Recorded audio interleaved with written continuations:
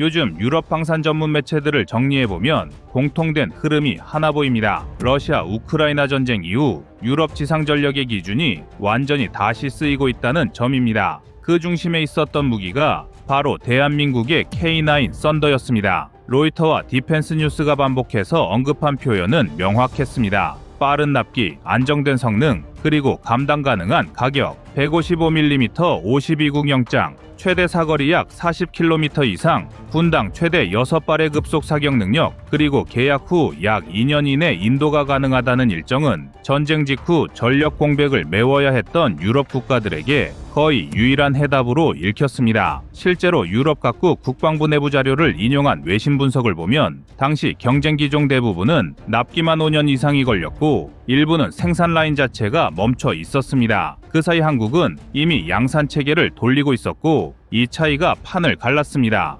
폴란드가 약 672문 규모의 K9 도입을 결정하면서 계약 총액이 수조 원 단위로 커졌고 노르웨이와 에스토니아, 루마니아까지 연쇄적으로 K9을 선택했습니다. 이 흐름이 의미 있었던 이유는 단순한 수출 숫자가 아니라 유럽 전력 표준의 균열이었기 때문입니다. 전통적으로 독일과 프랑스 중심으로 돌아가던 유럽 포병 시장에서 한국 무기가 기준점으로 올라섰다는 사실은 유럽 방산업계 입장에서 위기 그 자체였습니다. 해외 매체들은 이를 K9 효과라고 불렀고 일부 유럽 싱크탱크 보고서는 한국산 자주포가 가격 대비 성능에서 유럽 내 기존 질서를 붕괴시키고 있다고 직설적으로 평가했습니다. 여기서 중요한 점은 K9이 싸서 팔린 무기가 아니었다는 사실입니다. 문당 도입가는 환율 기준 약 80억에서 90억 원 선으로 집계됐고 이는 동급 유럽 자주포 대비 20에서 30% 이상 낮은 수준이었지만 결정적 차이는 유지비와 가동률이었습니다. 해외 운용국 자료를 종합하면 K9의 가동률은 90% 이상으로 유지되는 사례가 반복 보고됐고 혹한과 혹서 환경 모두에서 성능 저하가 적다는 평가가 붙었습니다. 이 데이터가 쌓이면서 유럽 군수 담당자들 사이에서는 한국 자주포가 임시대안이 아니라 장기 전력이라는 인식이 자리 잡기 시작했습니다. 바로 이 지점에서 유럽의 방역이 시작됩니다. 2025년 12월 중순 암스테르담에서 독일과 이탈리아가 차세대 차륜형 자주포 공동 개발에 합의했다는 소식이 전해졌고 이 합의의 중심에는 KNDS와 레오나르도가 있었습니다. 외신들은 이 움직임을 단순한 기술 협력으로 보지 않았습니다. 유럽 방산 전문지는 한국의 독주를 막기 위한 유럽 내부 결속이라는 표현을 사용했고 정치적 판단과 산업 전략이 동시에 작동한 결과라고 분석했습니다. 이 연합의 핵심 무기로 거론된 것이 바로 AGM입니다. AGM은 독일 폐제하 2000의 155mm 52국 영장 주포 계열을 기반으로 하면서 무인 포탑 구조와 높은 자동화를 결합한 체계로 소개됐습니다. 특히 유럽 매체들이 강하게 반응한 포인트는 이동 중 사격 능력이었습니다. 시속 30km 수준에서 사격이 가능하다는 시험 결과가 공개되자 이는 기존 자주포 전술을 바꾸는 요소로 해석됐습니다. 드론과 대포병 레이더가 상시 감시하는 현대전장에서 정지 사격만을 전제로 한 체계는 생존성이 떨어질 수밖에 없다는 논리였습니다. 이탈리아는 여기에 자국 차륜 플랫폼과 C5I 지휘 통제 체계를 결합해 기동성과 네트워크를 동시에 강화하겠다는 구상을 더했습니다. 사업 규모 역시 작지 않습니다. 이탈리아 차세대 자주포 사업은 약 18억 유로로 평가됐고 현재 환율 기준 약 2조 5천억 원에 달합니다. 이 수치는 단순한 장비 구매가 아니라 유럽 내부 생산과 고용을 묶는 상징적 금액으로 읽힙니다. 실제로 영국은 RCH-155 도입을 확정했고 독일 연방군도 최대 160문 규모의 차륜형 자주포 도입 검토를 공식화했습니다. 스페인까지 관심을 보이면서 유럽 언론은 시장 재편이라는 표현을 쓰기 시작했습니다. 한국산을 사는 실용적 선택에서 유럽 표준으로 돌아가려는 흐름이 만들어지고 있다는 분석입니다. 그러나 이 서늘한 분위기 속에서도 하나는 분명해졌습니다. 유럽이 이렇게 빠르게 움직였다는 사실 자체가 K9이 위협이 됐다는 증거라는 점입니다.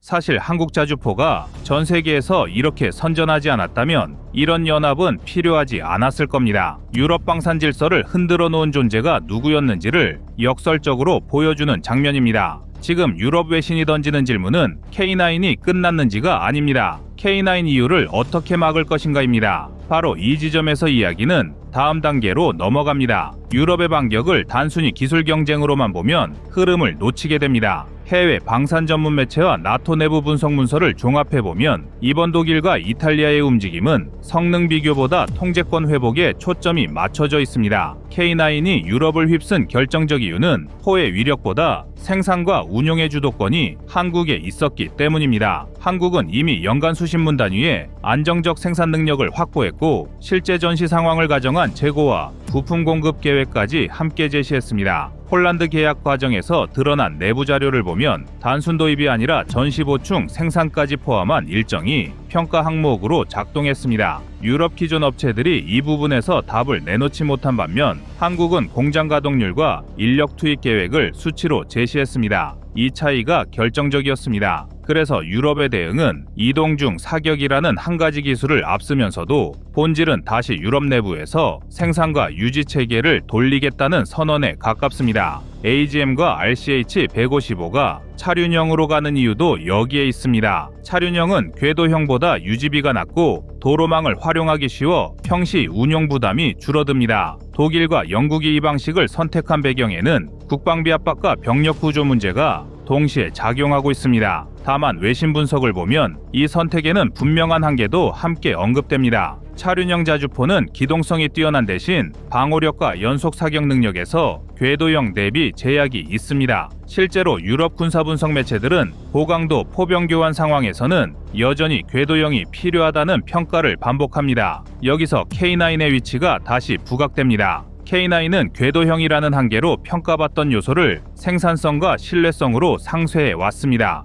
특히 혹한 환경에서의 성능 데이터는 유럽 내부에서도 인정받는 영역입니다. 노르웨이와 에스토니아 운용 보고서에 따르면 영하 30도 수준에서도 가동률이 크게 떨어지지 않았고 이는 포병 운용 계획 수립에서 중요한 변수로 작용했습니다. 여기에 한국은 가만히 있지 않았습니다. 방산업계 관계자들과 해외 전시회에서 공개된 정보를 종합하면 한국은 이미 차세대 개량을 단계적으로 준비하고 있습니다. K9A2는 자동 장전과 사격 통제 자동화를 통해 승무원 수를 기존 대비 줄이는 방향으로 개발이 진행되고 있습니다. 목표는 3명 운용이며 이는 AGM과 경쟁 가능한 수준입니다. 여기에 더해 K9A3는 더 나아갑니다. 원격 운용과 부분 자율화를 전제로 하며 전장 네트워크와 직접 연결되는 구조를 염두에 두고 있습니다. 이동 중 사격 역시 연구 대상이지만 단순 구현이 아니라 명중률 유지와 포신 수명 관리까지 포함한 접근입니다. 이 지점이 중요합니다. 유럽 체계가 새로운 기술을 얻는 데 집중한다면 한국은 이미 검증된 체계 위의 기능을 덧붙이는 전략을 택하고 있습니다.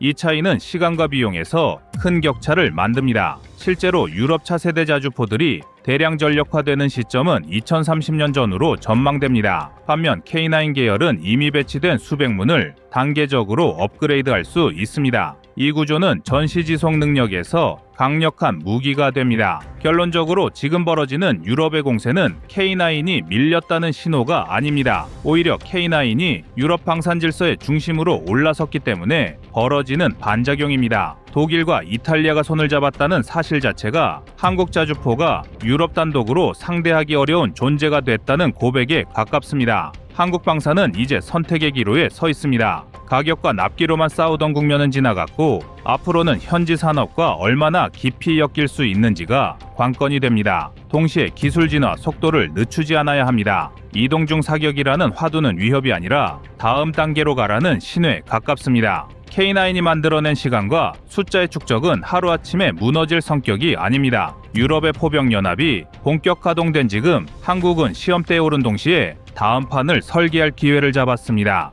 이 싸움은 이제 막 시작됐습니다.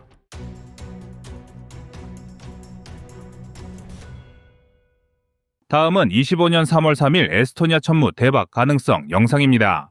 Chyba bardzo dużą rolę w obronności Polski, ze względu na to, że jesteśmy w stanie wykonywać zadania wyższych przełożonych z dużą precyzją, strzelać na duże odległości i po prostu skutecznie odstraszać w dalszym ciągu potencjalnego przeciwnika. 천무가 오늘날 세계 다연장 로켓 시장에서 확고한 위상을 다지게 된 배경에는 외부에 잘 알려지지 않은 극비 개발 과정이 숨겨져 있습니다. 그 중에서도 초창기 시제품 제작 당시 일부 해외 다연장 로켓 기술을 제한적으로 참고해야 했다는 점이 핵심 비화라고 할 수 있는데요. 사실 한국은 이미 K136구룡을 통해 꽤나 높은 수준의 다연장 기술력을 갖추고 있었지만 문제는 더 멀리, 더 정확히, 더 강력하게를 추구하면서 선진국이 보유한 정밀 기술을 전혀 배제하기 어려웠습니다. 다만 이 같은 해외 기술 접목 사실이 알려질 경우 국내 개발진의 자존심 문제가 불거질 수 있었기에 꽤 오랜 기간 극도로 엄격한 보안이 유지되었습니다. 그중 가장 대표적인데 당시 개발팀 내부에서 가장 난항을 겪었던 부분 중 하나는 새롭게 적용된 발사체 진동 댐핑 시스템이었습니다. 천무가 고각 발사와 저각 발사를 모두 빠르게 전환할 수 있으려면 사격 후 발생하는 반동과 진동을 효율적으로 제어해야 했습니다. 이때 미국 MLRS의 특정 설계 기법을 극도로 제한된 방식으로 살펴본 뒤 국내 노하우와 결합해 독자적인 하이브리드 구조를 만들어냈습니다. 결국 수많은 시행착오를 거친 끝에 순수 국내 독자 모델인 천무는 막강한 화력을 대표하는 대한민국의 가장 강력한 화력 투사 무기가 됐습니다. 그리고 순수 독자 기술을 바탕으로 우리 마음대로 용도에 따라 확장성도 모두 갖추게 되었습니다. 이처럼 대한민국의 기술력으로 개발된 천무가 원본 모델인 미국의 하이마스를 뛰어넘는 성과를 보이면서 전 세계의 주목을 받고 있습니다. 그래서 준비했습니다. 오늘은 미국의 하이마스도 하지 못하고 있는 엄청난 성과를 올리고 있는 대한민국의 천무 수출 현황에 대해 알아보겠습니다.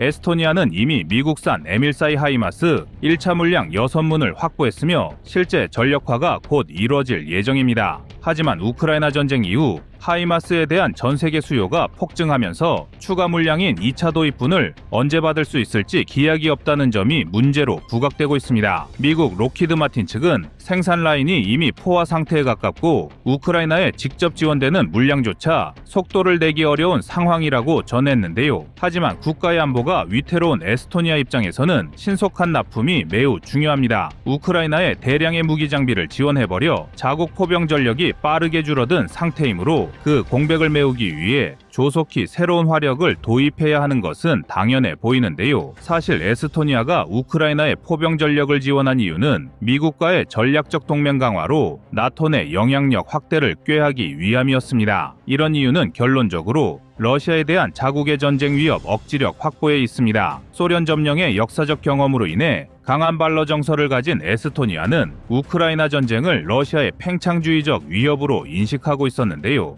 그래서 에스토니아는 나토 회원국으로서 적극적인 군사 지원을 통해 서방 동맹 내 입지를 공고히 하여 자국의 안보를 지키기 위한 전략적 선택이었습니다. 그리고 이런 선택을 할 수 있었던 이면에는 하이마스의 빠른 납기를 미국이 약속했었기 때문이었습니다. 그런데 전쟁이 장기화하면서 현실은 달라지기 시작했습니다. 미국이 하이마스 생산 슬롯을 당겨주지 못하여 수년이 걸리는 납기를 제시하면서 에스토니아는 다른 대안을 모색한 것인데요. 이 부분에서 한국산 K239 천무가 강력한 후보로 부상한 것이지요. 또 이런 결심을 한 결정적인 이유는 이미 폴란드가 하이마스와 천무를 함께 운용하려 한다는 소식이 해외 여러 매체를 통해 알려지면서인데요. 뿐만 아니라 하이마스와 천무가 상호 보완적인 관계라는 인식이 해외 군사 커뮤니티에서도 퍼져 있습니다. 하이마스는 C-130 수송기로도 공중 이동이 가능할 정도로 기동성이 뛰어나고 신속 대응 임무에서 탁월한 반면 천무는 화력 집중과 장거리 포병 지원에 강점이 있습니다. 에스토니아가 둘 중 하나만 선택할 수도 있지만 상황에 따라서는 폴란드처럼 병행 운용 시나리오를 채택할 수도 있다는 전망이 나온 것입니다. 군사 전문가들은 천무와 하이마스가 경쟁 관계처럼 보이지만 실제로는 서로 보완해줄 수 있는 무기 체계라고 분석하고 있습니다. 하이마스는 정밀 타격 능력이 뛰어나고 전략적 기동성 면에서도 탁월합니다. 하지만 화력이 천무 대비 절반의 성능만 보여주고 있습니다. 그도 그럴 게 하이마스는 로켓이나 미사일을 발사할 수 있는 포드가 천무의 반밖에 안 되기 때문입니다. 또 천무는 발사 후 재장전 속도나 사거리 확장성, 그리고 복수의 탄도 옵션을 보유하고 있어 대규모 화력 투사를 필요로 하는 국가들의 매력적인 선택지가 됩니다. 특히 천무가 운용할 수 있는 탄약 중에는 집속탄 계열이 포함되어 있다는 점이 상당한 강점을 갖고 있습니다. 국제적으로 집속탄은 민간인 피해 가능성 때문에 큰 논란거리이지만 아직까지 이를 완전히 금지하지 않은 국가들도 많습니다. 에스토니아처럼 러시아와 바로 인접한 지역에서는 유사시적 대규모 기갑 부대나 병력이 몰려올 때 넓은 지역을 빠르게 초토화할 수 있는 수단이 꼭 필요하다는 것입니다. 하이마스도 미국의 에이테킴스 전술 미사일 등을 운용할 수는 있지만 추가 탄두 개발이나 확장에 미국 정부의 승인이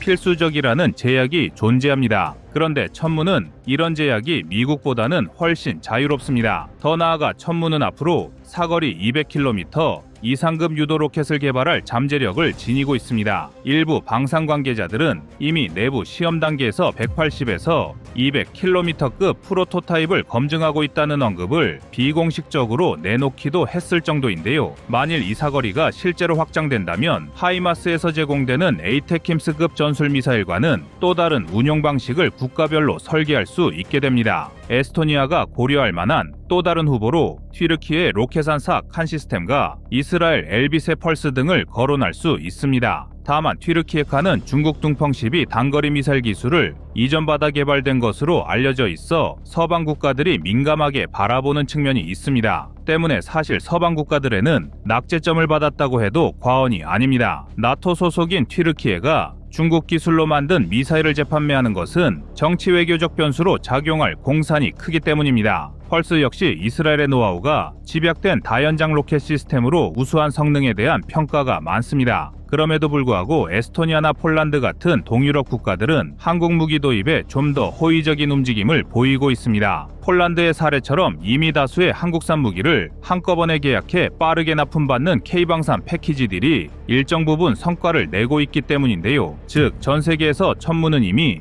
여러 차례 검증된 무기임을 증명했다는 뜻입니다. 사실 하이마스가 이렇게 전 세계의 핫 아이템이 된 데에는 우크라이나 전쟁이 큰 역할을 했습니다. 여러 전황 보도에서 하이마스가 러시아의 후방 탄약고나 보급로 지휘부를 정밀하게 타격해 전황을 뒤집는 모습이 반복적으로 보여졌기 때문입니다. 덕분에 세계 각국은 하이마스만 있으면 러시아의 파죽지세를 막을 수 있다는 확신을 갖게 되었고, 동시에 하이마스의 수요와 인기는 급상승했습니다. 하지만 수요가 폭발하는 만큼 공급이 따라가지 못하면서 도입 희망 국가들은 긴 대기 시간을 감수해야 합니다. 그런데 한시가 급한 나라들에게는 이런 시간도 너무 길기 때문에 에스토니아 국방부 장관이 미국 측의 생산 슬롯을 앞당겨 줄 수 없느냐고 공식 질의할 정도로 몸부림을 치고 있는 상황입니다. 때문에 미국의 하이마스에서 노선을 한국으로 정하는 국가들이 늘어나고 있습니다. 성능도 성능이지만 천무가 여러 국가들로부터 호평받는 결정적인 요인은 빠른 납기일입니다. 한국 방산업계는 이미 폴란드의 대규모 K2 전차, K9 자주포, FA-50 경공격기를 빠르게 공급하기 시작했으며, 이를 통해 한국 무기는 도입 속도가 빠르다는 인상을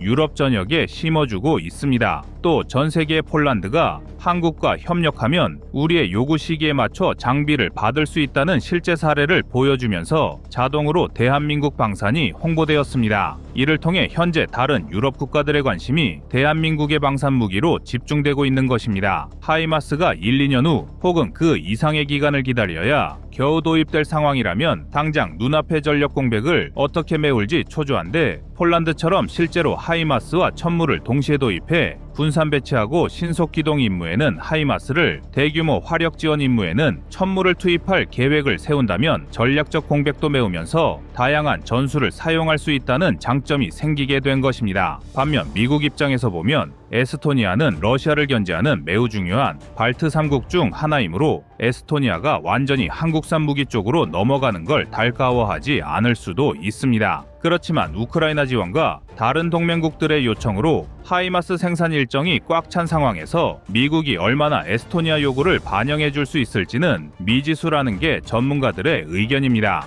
그리고 한국의 장점은 이뿐만이 아닙니다. 천무의 잠재력은 현재 수준에서 멈추지 않고 있기 때문인데요. 바로 향후 사거리 확장 가능성이 열려 있다는 점입니다. 미국산 무기는 군수 지원 체계와 관련된 엄격한 규정이 많고, 사거리 확대나 탄두 변경 시에 반드시 미국 정부 승인을 거쳐야 합니다. 반면 천무는 한국이 주도 주도적으로 기술 개발을 진행하므로 구매국이 요청하는 사거리 탄도 옵션을 맞춤형으로 충족시켜줄 수 있다는 게 장점으로 꼽힙니다. 앞서 언급했듯 집속탄 옵션을 아직까지 유지하고 있다는 사실도 전장에서 큰 위력을 발휘합니다. 넓은 지역에 다수의 소형 폭탄을 살포하는 집속탄은 대규모 병력이나 기갑 부대에게는 치명적일 수 있습니다. 국제사회가 이 무기에 점점 회의적인 입장을 보이고 있긴 하지만 러시아와의 전면전을 현실적으로 대비하는 국가들은 마지막 보루로서 필요하기라 할지라도 사용할 수 있으면 사용하겠다는 입장입니다. 에스토니아가 과연 어떤 결정을 내릴지는 아직 속단하기 어렵지만 우리 천무를 도입할 가능성은 상당히 큰 게 사실입니다. 과연 에스토니아가 최종적으로 어떤 결정을 내릴지, 그리고 그 결정이 발트해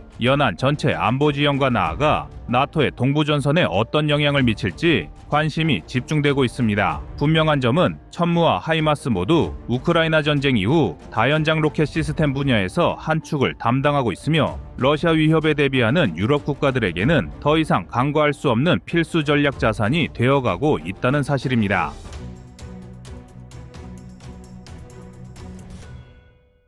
새벽 공기가 얼음처럼 차가웠던 그날 나로우주 센터 주변에는 이미 해외 기자들이 몰려와 삼각대를 펴고 한국 하늘만 바라보고 있었다고 합니다. 겉보기엔 조용했지만 분위기는 완전히 달랐습니다. 이번에 한국이 또 어떤 기록을 깨버릴지 우주 전문지 기자들이 서로 예측을 주고받으며 긴장하는 모습이 그대로 보였다고 합니다. 그리고 발사 직전 엄빌리컬 센서 이상으로 카운트다운이 멈췄을 때 해외 언론은 한국이 이 위기를 어떻게 처리하는지를 실시간으로 관찰했습니다. 하지만 그들이 예상했던 전개는 일어나지 않았습니다. 다른 나라였다면 발사 취소로 넘어갔을 돌발 상황을 한국 연구진이 18분 만에 정리해 다시 발사를 이어간 순간 외신 기자들의 표정이 아예 바뀌었다고 합니다. 한국식 엔지니어링이 얼마나 무서운 속도로 판단하고 얼마나 정확하게 움직이는지를 눈앞에서 본 겁니다. 그리고 1시 13분 누리호 4호가 하늘을 찍어 누르는 듯한 화염 기둥을 뿜으며 솟구쳐 오르자 해외 전문지들은 일제히 셔터를 눌렀습니다. 불과 몇 분 만에 일단 페어링 2단 분리가 물 흐르듯 이어지고 목표 고도 600km에 정확하게 601.3km로 올라탄 순간 외신은 한국을 다시 평가했습니다. 스페이스X가 5번째 시도에서 만든 정확도보다 더 정교하다는 분석까지 나왔습니다. 그런데 이 장면의 진짜 의미는 따로 있습니다. 바로 이번 4차 발사가 한국 최초의 민간 주도 발사였다는 사실입니다. 스페이스X도 민간이 나라를 앞질러 재사용 발사체 시대를 열었고 한국도 같은 길을 밟기 시작했다는 점, 이것이 해외에서 가장 크게 보도된 부분입니다. 한화가 중심을 잡고 연구진이 데이터를 쌓아 올리며 민간이 우주 산업의 중심으로 뛰어드는 순간을 전 세계가 지켜본 겁니다. 그리고 이 모든 흐름은 하나의 방향을 가리킵니다. 이제 한국은 누리호 성공 그 다음 단계, 바로 재사용 발사체 시대에 본격적으로 들어간다는 겁니다.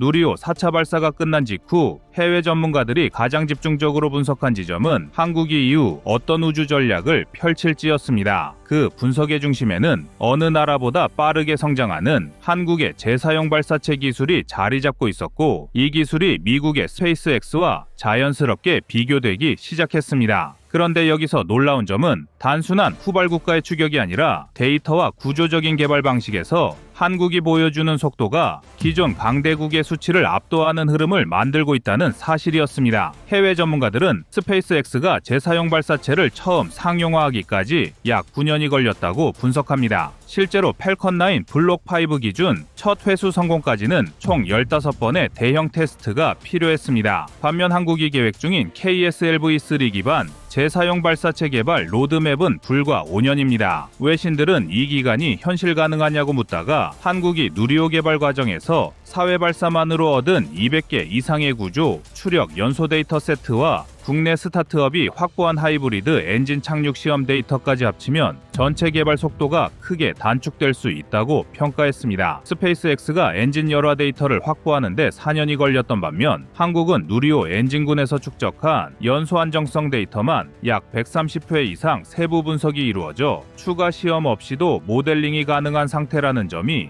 해외 분석에서 반복적으로 언급됐습니다. 가격 분야에서도 비교가 이루어졌습니다. 현재 팰컨 팔칸9의 1회 발사비는 약 7천억 원 수준이고 재사용 효과로 이를 절반 가까이 낮추고 있습니다. 한국 누리호는 1회 발사비 약 2천억 원대인데 재사용 기술이 완성되면 목표치는 1회 약 1천억 원 이하로 줄어들 전망입니다. 해외 경제 전문지는 한국이 재사용 엔진을 적용할 경우 30% 절감에서 시작해 안정화 이후 50% 이상 절감 효과가 예상된다며 가격 경쟁력은 한국이 훨씬 유리한 구조라고 분석했습니다. 실제로 엔진 구성품 80% 이상을 국내 기업이 자체 생산 가능한 구조이기 때문에 조달 체계가 탄탄하고 외화 지출이 적다는 점이 강점으로 꼽혔습니다. 여기에 한국만의 독특한 기술적 자산이 있습니다. 방산 분야에서 축적된 반동제어, 열환경 기술, 복합 소재 기술이 우주 분야에 그대로 흡수되면서 스페이스X가 초기 단계에서 겪었던 문제를 한국은 생략할 수 있는 상황이 되었습니다. 예를 들어 K9 자주포의 반동제어 알고리즘은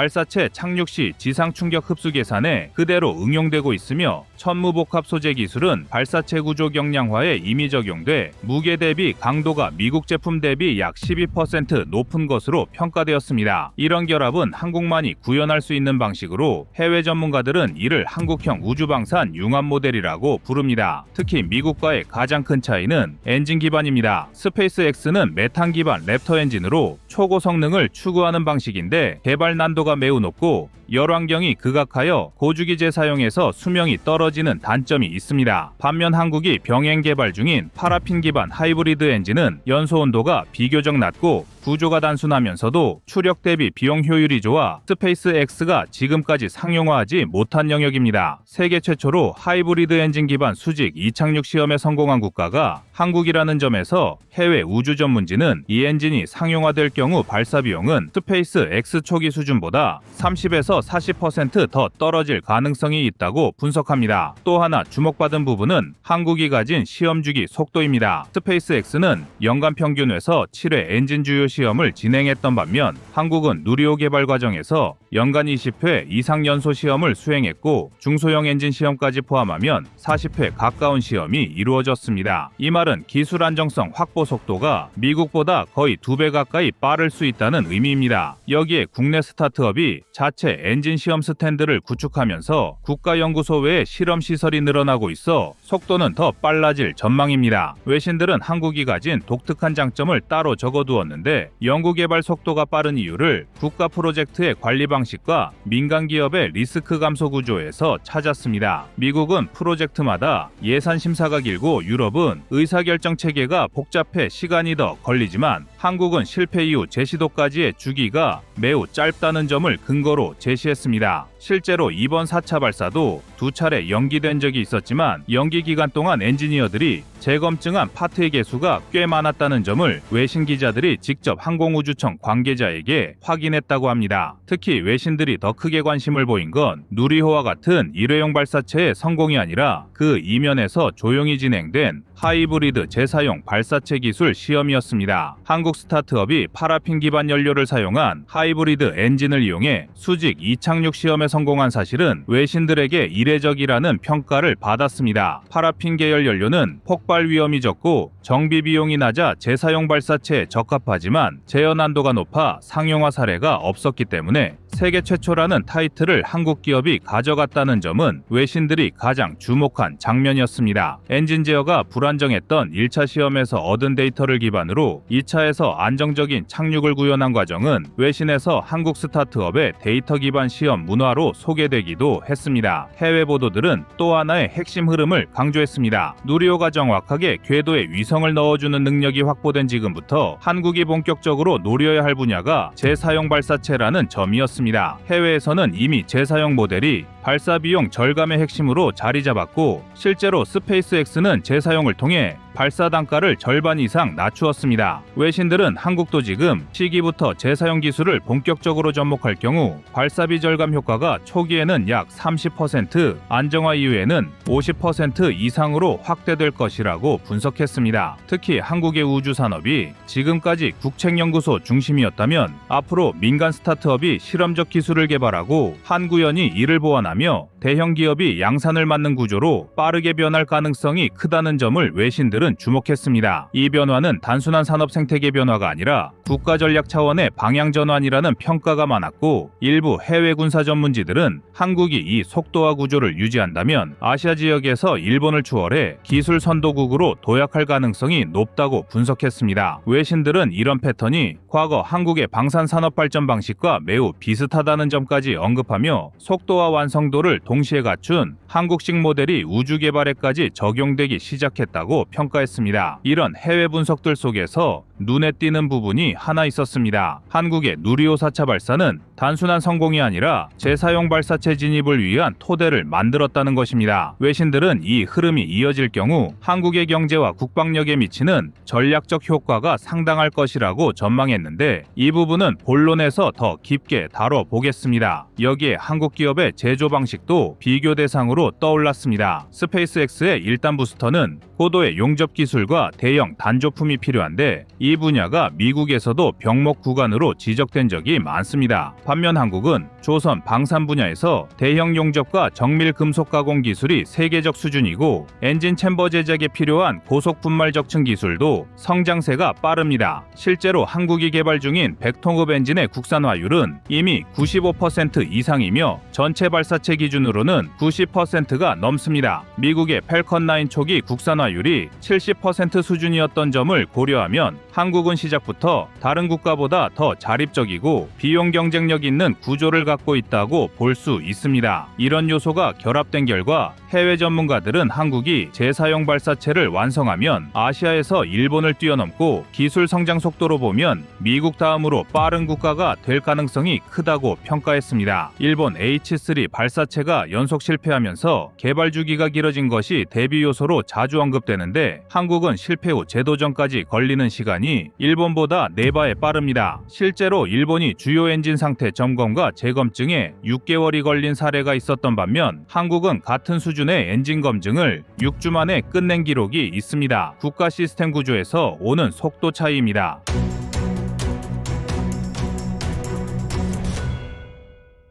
다음은 25년 9월 15일 한국 세계 세 번째 위성 광학 거울 개발 영상입니다. 결국 이번 성과는 단순히 하나의 과학기술 개발이 아니라 한국이 우주 분야의 전략 자립을 선언한 사건이라 할 수 있습니다. 해외 매체들이 이 소식을 집중적으로 다룬 이유도 여기에 있습니다. 기술의 난도가 높고 성공 국가가 몇 안 되는 상황에서 한국이 이 장벽을 넘어섰다는 사실 자체가 세계 안보 지형에 의미 있는 파장을 준 것입니다. 그리고 이 기술은 국가 전략 차원에서 매우 중요한 의미를 갖습니다. 먼저 해외 사례와의 비교를 통해 한국이 어떤 차별성을 보여주었는지를 살펴볼 필요가 있습니다. 미국 나사는 허블 우주망원경과 제임스 웹 우주망원경을 통해 세계 최고의 광학 거울 기술을 보유하고 있습니다. 이들은 직경 6.5m에 달하는 거대한 반사경을 세분화된 모듈 형태로 제작하여 궤도에서 조립하는 방식으로 성공을 거두었습니다. 하지만 그 비용은 천문학적입니다. 제임스 웹 우주망원경의 경우 전체 개발 비용이 10조 원 이상 투입되었고 광학 거울 제작만도 수천억 원 규모였습니다. 반면 한국은 0.8m급 비구면 거울을 고작 수십억 원 수준에서 개발에 성공했습니다. 이는 비용 대비 효율에서 세계적으로 손꼽히는 사례라 할 수 있습니다. 또 하나 주목할 점은 기술적 장벽을 넘는 방식의 차이입니다. 일본은 자동화 시스템을 기반으로 대형 광학 거울 개발을 시도했지만 일정 수준 이상의 정밀도에서 오차가 누적되며 실패했습니다.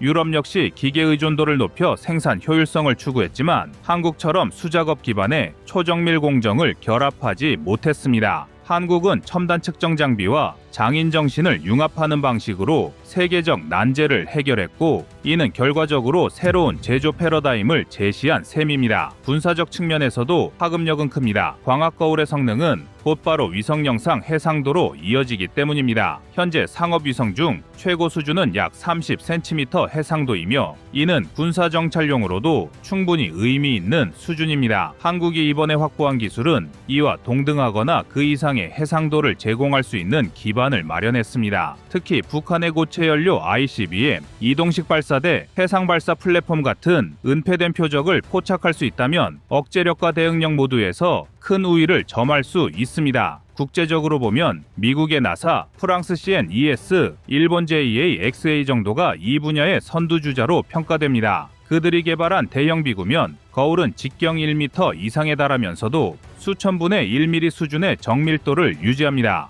가격만 해도 제작 과정과 시험 비용까지 합산하면 수백억 원에 달합니다. 그런데 이 기술을 확보하지 못한 중국은 여전히 반사 효율과 내구성 문제를 해결하지 못한 채 자국 위성들의 해상도가 기대 이하라는 평가를 받고 있습니다. 최근 영국 파이낸셜 타임즈는 중국의 정찰 위성이 고해상도 이미지를 확보하지 못해 실시간 군사 감시 능력이 제한적이라는 보도를 내놓았고, 이는 곧 광학 거울 개발 실패와 직결된다는 분석이 뒤따랐습니다. 반대로 한국은 기존에 비해 훨씬 더 도전적인 방식을 택했습니다. 자동화 설비에 의존하기보다는 장인의 손길과 첨단 측정 장비를 병행하는 접근법이었습니다. 이 과정은 단순히 기술의 문제라기보다 사람과 기계가 협업하는 독특한 한국식 해결 전략을 보여줍니다. 30년 이상 경력을 가진 장인들이 머리카락 굵기의 1만 분의 5 수준까지 미세하게 거울을 연마했고, 매 연마마다 300회 이상의 광학적 측정을 반복했습니다. 이렇게 해서 직경 0.8m 규모의 거대한 비구면 거울이 탄생한 것입니다. 한국표준과학연구원 관계자는 이 과정이 2년간 이어졌다고 밝혔으며, 이는 세계적으로도 전례를 찾기 힘든 사례라 할 수 있습니다. 이런 방식은 한국이 가진 특유의 장인정신과 끈기, 그리고 산업 현장에서 축적된 숙련도를 그대로 반영합니다. 흔히 한국 제조업의 경쟁력이 가격 경쟁이나 대량 생산에 있다고 생각하기 쉽지만, 실제로는 이렇게 극단적인 정밀도를 요구하는 영역에서도 충분히 세계 정상급 기술을 구현할 수 있음을 증명한 셈입니다. 일본이 자동화 공정을 통해 효율성을 확보하려다 5차 누적을 막지 못했던 실패 사례와 비교하면 한국의 방식은 효율성보다는 완벽성을 택한 전략이었습니다. 이 기술은 곧바로 차세대 중형위성 1회 적용되어 성능이 입증되었습니다. 실제 궤도에서의 작동 결과 영상의 해상도는 기존 상업 위성보다 훨씬 높은 수준으로 측정되었습니다. 미국의 전문 매체 스페이스 뉴스는 한국의 성과를 두고 자동화 설비조차 실패한 영역을 장인의 손길로 돌파한 사례라며, 이 경험이 향후 군사정찰 위성뿐 아니라 차세대 우주망원경 개발에도 활용될 수 있다고 평가했습니다. 이는 한국이 단순히 군사적 우위를 확보하는 것을 넘어 과학적 탐사와 국제협력에서도 주도권을 쥘 수 있다는 전망으로 이어집니다. 더 중요한 점은 국산화율입니다. 한국은 광학 거울의 핵심 공정을 외국에 의존하지 않고 자체적으로 확보했습니다. 그동안 위성 분야에서 카메라 모듈이나 센서 같은 일부 핵심 부품은 수입에 의존하는 경우가 많았지만, 이번 성과는 눈 그 자체를 완전하게 국산화했다는 데 의미가 있습니다. 이로써 한국은 위성 발사체, 궤도 진입, 전력 시스템, 그리고 고해상도, 영상 확보까지 전 과정을 독자적으로 운영할 수 있는 능력을 확보하게 되었습니다. 이번 성과는 현실적으로 군사적 의미는 매우 큽니다. 정찰 위성의 성능은 전쟁 억지력과 직결되기 때문입니다. 만약 위성이 해상도 30cm 이상의 사진을 실시간으로 제공할 수 있다면 북한의 이동식 발사대나 중국의 항공기 전개 상황을 신속히 포착할 수 있습니다. 이는 한국군의 타격 체계와 정보자산 운용에 근본적 변화를 가져옵니다. 기존의 미국 위성 정보에 일정 부분 의존해야 했던 구조에서 벗어나 독자적 감시 능력을 토대로 자주성을 강화할 수 있는 것입니다. 또한 이번 성과는 향후 우주망원경과 심우주 탐사 프로젝트에도 활용될 가능성이 큽니다. 미국 스페이스닷컴은 한국의 광학 거울 개발 소식을 전하며 군사 위성뿐 아니라 차세대 우주망원경 개발에도 충분히 응용될 수 있는 기술이라 평가했습니다. 실제로 우주과학연구는 점점 더 고해상도 광학 시스템을 요구하고 있으며, 이 과정에서 한국이 독자적 기술을 확보했다는 것은 국제협력에서도 유리한 입지를 제공합니다. 이 성과가 더 빛나는 이유는 실패와 도전의 연속 끝에 얻은 결과이기 때문입니다. 한국은 2000년대 초반부터 소형 위성용 광학 장비를 개발했지만, 대형 비구면 거울 영역은 그동안 엄두조차 내지 못했습니다. 그러나 2015년 이후 국가 차원에서 중형 위성 개발 프로젝트가 본격화되면서 관련 연구에 자원이 투입되었고, 결국 장인의 손길이라는 의외의 방법으로 해법을 찾게 된 것입니다. 이 과정에서 2년에 걸친 반복 연마와 측정 작업이 있었고, 매 단계마다 수치 데이터를 축적하여 신뢰도를 확보했습니다. 결국 기계는 불가능하다던 영역을 인간의 손이 돌파한 사례로 남게 되었습니다.